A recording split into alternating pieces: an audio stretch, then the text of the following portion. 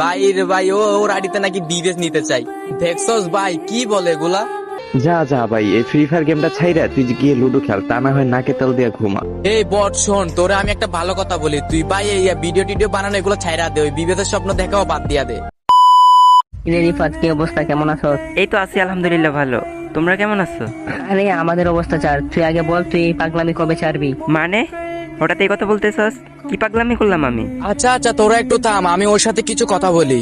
রিফাত, তুই যে এই যে ইউটিউবে, টিকটকে, ফেসবুকে এত কষ্ট করে ভিডিও আপলোড করস, কেন করস ভাই এগুলা? শুধু শুধু এত ফালতু কষ্ট করে লাভ আছে ভাই? কেন করস এগুলা? তোর উদ্দেশ্য কি? কেন ভাই, তোরা তো ভালো করে জানোস মানুষ টিকটক, ফেসবুক, ইউটিউবে কেন ভিডিও দেয়? তাদের গেমারিতে ভিভাজ নেওয়ার আশায়। যদি আল্লাহ কখনো ভিভাজ আমার কপালে রাখে, তাহলে তো একদিন আমিও ভিভাজ পাবো। তো আমি কষ্ট করে যাই, দেখি কোনোদিন ভিভাজ নিতে পারি কিনা।